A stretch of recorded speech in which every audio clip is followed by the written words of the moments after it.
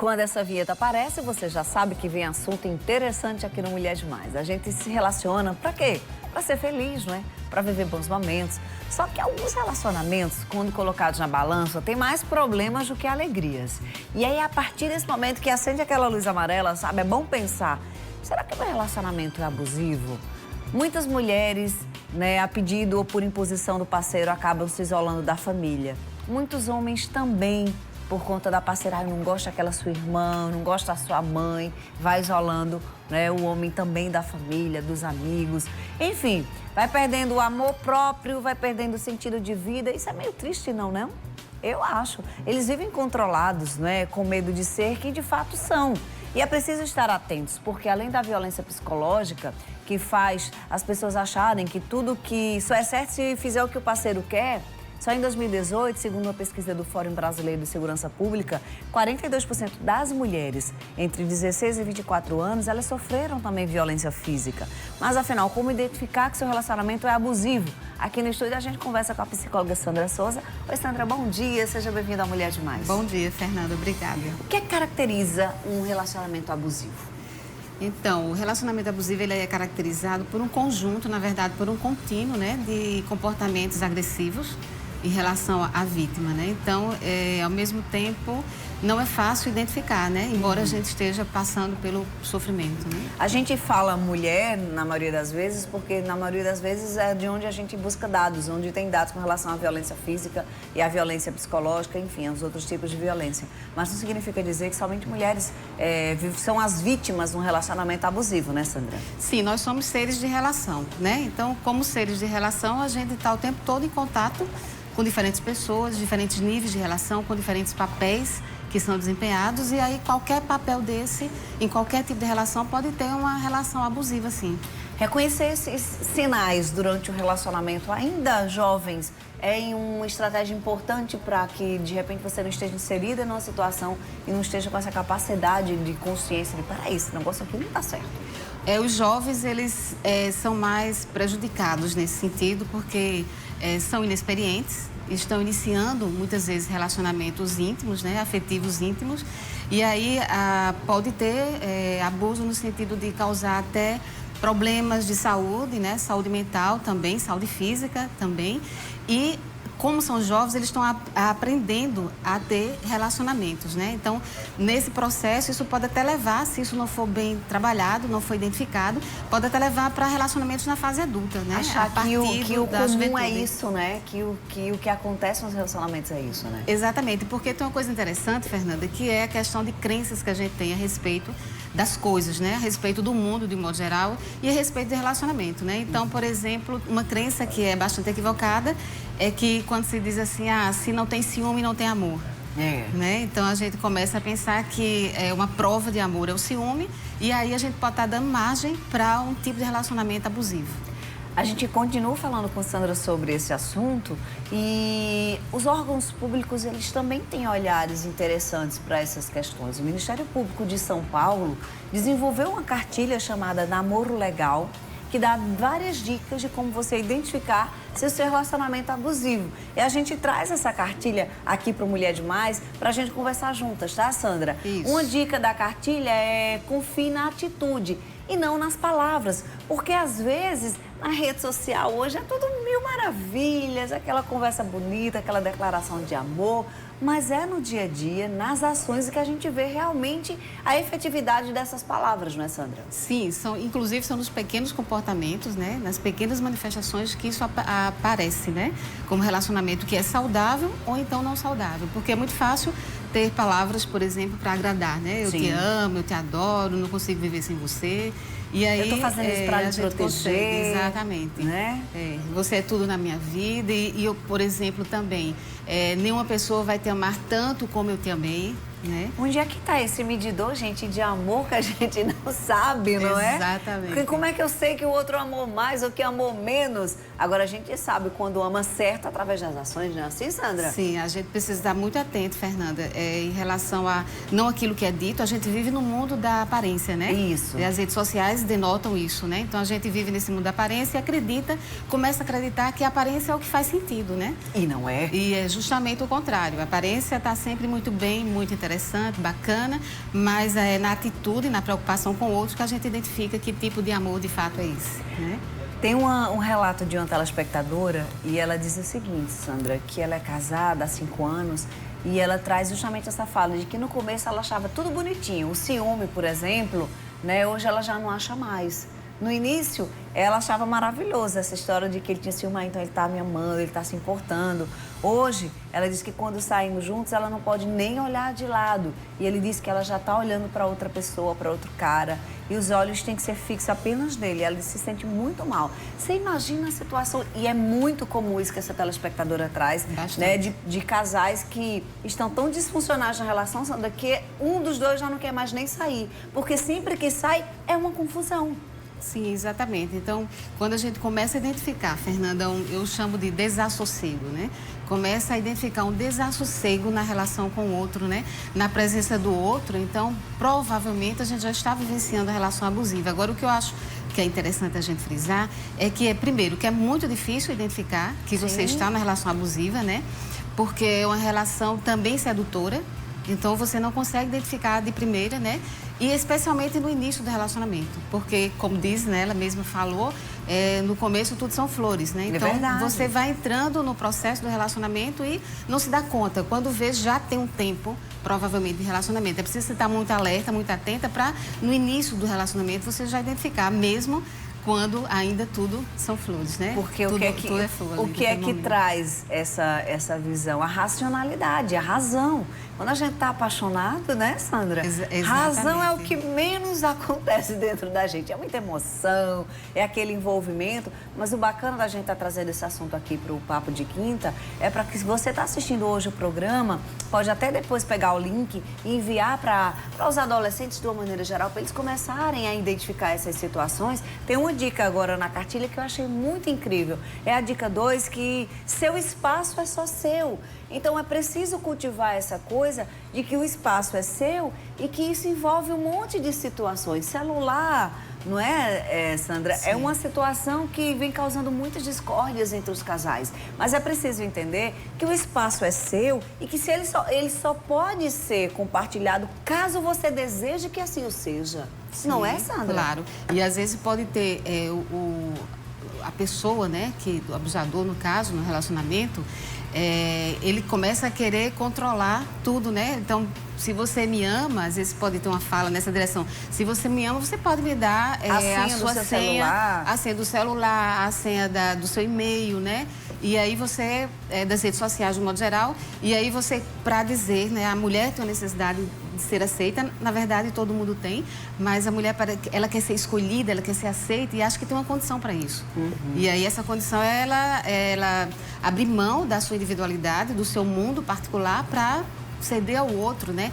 Digamos, dar a chave da sua vida, como tem na cartilha também, dar a chave da sua vida para o outro. E aí é isso como prova de amor, assim ela pensa, né? Isso tem que ser de desejo e não de condição para a prova, né, Claro, Sandra? então no relacionamento... Tem gente, por exemplo, tem gente que não tem o maior problema de um olhar o celular do outro. Isso vai... eu digo assim, cada relacionamento tem um contrato, né? Mas o contrato só é bacana como ambas as partes estão felizes com isso. Que é isso que você está falando, que eu acho muito interessante. Porque não é o comportamento em si, mas é o que existe na relação, ou o acordo que existe na relação, a permissão, né? Ou seja, quando existe a troca, então a gente está falando de um relacionamento saudável. Exatamente.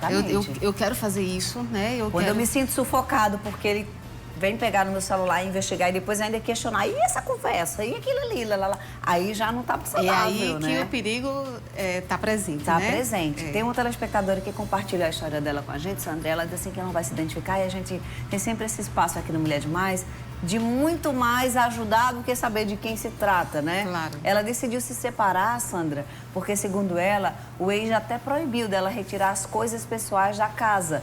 Depois ele desistiu.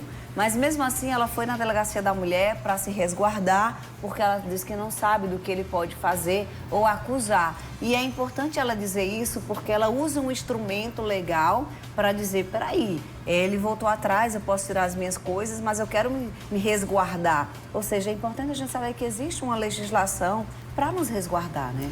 tanto existe a legislação, né, como a gente está colocando aqui, como também é importante a pessoa ter uma rede de apoio, né? Uma rede de apoio para suas dúvidas, né, suas questões, para dividir o que você está sentindo, seja essa rede de apoio familiar, de amigos, mas que você tenha uma rede de apoio para isso. A gente vai... Desirê, eu posso mostrar mais uma dica agora? Vou mostrar mais uma dica agora e a gente vai dar uma pausa ao tempo de você partilhar a sua história com a gente pelo Zap. E a dica 3 é o seguinte, o código da boa namorada. E por que isso tá aspiados aí, tá entre aspas? Porque, gente, começa a dizer, não, é porque para você ser uma boa namorada, você tem que fazer isso. Ah, porque a fulana de tal que é boa namorada, porque faz isso para fulano, ou deixa fulano fazer isso. E essa história de que para ser boa você tem que ter condições, hoje mora o perigo. Exatamente, porque aí você começa a ter um padrão. Que padrão é esse, né?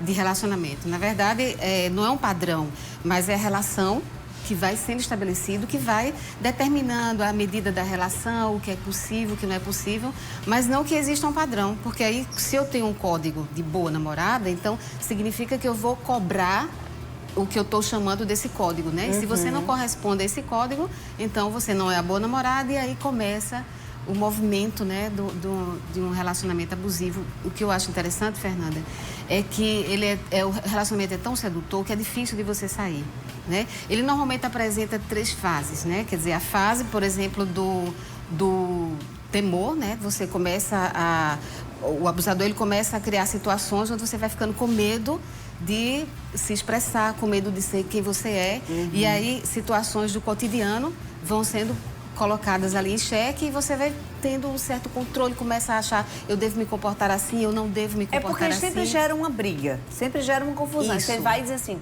eu não vou fazer isso não, porque eu já sei que vai dar em briga. Aí você vai se tolhendo, né? Você vai começando com medo, ai meu Deus, se a gente for para tal lugar e fulano tiver, vai ser um problema. Então, aos poucos, você vai começando a ter medo de ser quem você é. Isso na primeira fase, você vai começando a ter medo e a se controlar por causa do outro, não por você, né? E aí entra na segunda fase, qual é a segunda fase? É um ato violento, seja qual for. E a violência que a gente está falando aqui não é violência física só, mas a violência emocional, a violência psicológica, né? Que você vai vivenciando e vai tolhendo, até culminar na terceira fase, que é o que? A terceira fase é o momento da reconciliação. Então, o abusador vem e chora, ou não chora, mas se arrepende, pede perdão e promete mudança. E de fato, nos primeiros dias, nos primeiros momentos, a mudança se instala. E aí a vítima, ela começa a se sentir culpada por tudo aquilo ter acontecido. Por isso que a gente chama que é um ciclo de violência, né? Porque começa com o temor, depois com o ato violento, com a reconciliação. E aí a vítima se sente culpada, acha que foi por ela que aquilo aconteceu, e aí retorna de novo, e isso é um ciclo.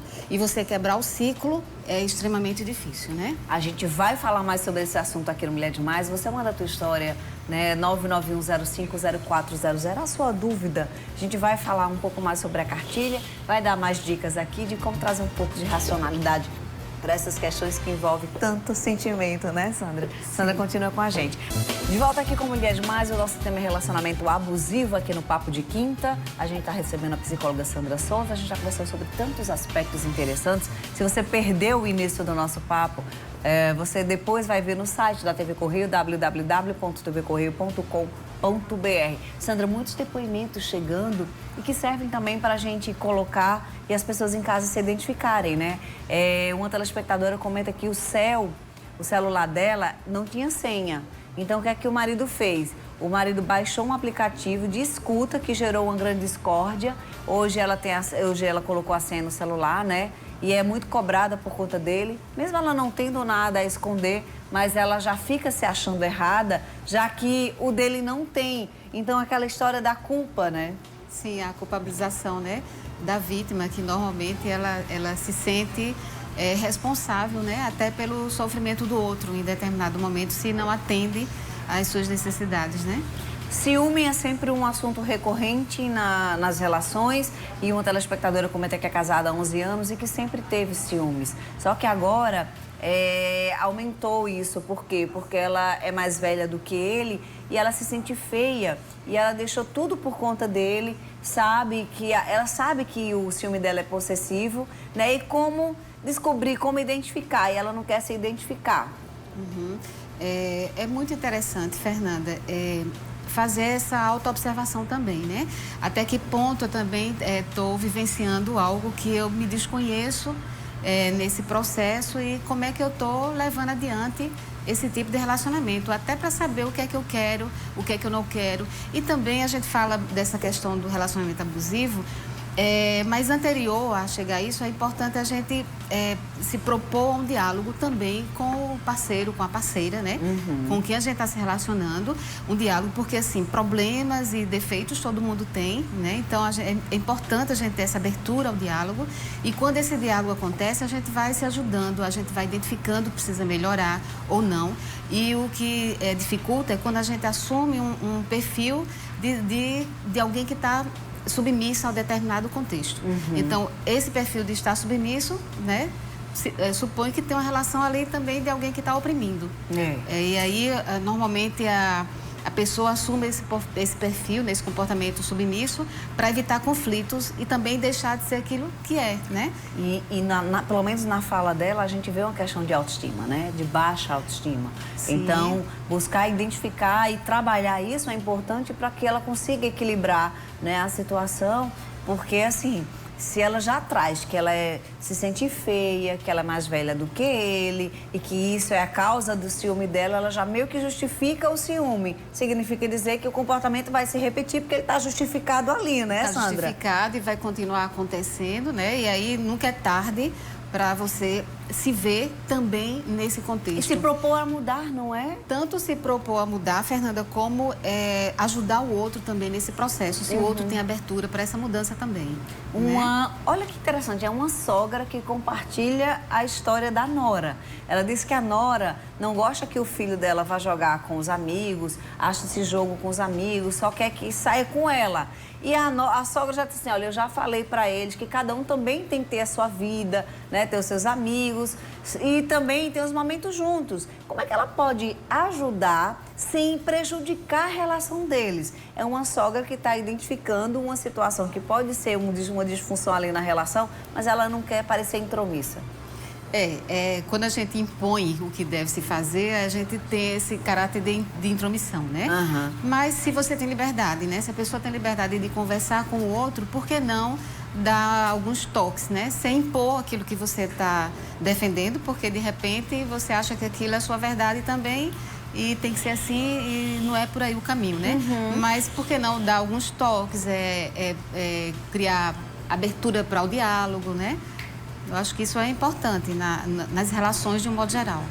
Sandra, para quem está assistindo o programa hoje, que dica final você daria aqui no programa? Seja adolescente, seja adulto, já casado, enfim, ou quem está solteiro, né, que saiu de um relacionamento, que identifica hoje situações de um relacionamento abusivo, o que é que você diria para essa pessoa para modificar, para girar essa chave? Uma das coisas que eu diria assim de imediato, e sempre gosto de dizer isso, é voltar para si, né? Bom, como é que eu estou? Como é que eu estou estabelecendo os relacionamentos? O que é que eu quero dos relacionamentos, né? Que postura eu tenho na relação com o outro? E a partir desse momento que eu me olho, que eu me identifico de como eu estou, aí sim eu posso partir para o outro, né? Acima de tudo, é se amar também, mas também se respeitar o outro, respeitar o relacionamento. Eu acho que é muito saudável para a gente ter uma companhia agradável, que é o que todo mundo quer, curtir a companhia do outro de modo agradável, né? É o sentido do relacionamento, né? É o sentido do relacionamento, estar essa alegria, essa troca saudável entre as pessoas. Está em paz, né? Exatamente. Sandra, isso. obrigada, viu? Um beijo para você. Também. Até a próxima. Até sim. A gente obrigada. adora trazer a Sandra aqui para o Papo de Quinta. E você de casa também pode sugerir temas para o nosso Papo de Quinta. Na verdade, temas para o nosso programa de uma maneira geral. Aproveita o zap do programa 991050400. É o telefone aqui do Mulher Demais. Você manda, olha, eu queria que vocês falassem sobre determinado tema. Pode ser para o Papo de Quinta, pode ser para qualquer um dos nossos outros quadros. Nossa linha está sempre aberta e queremos se conectar com você, tá?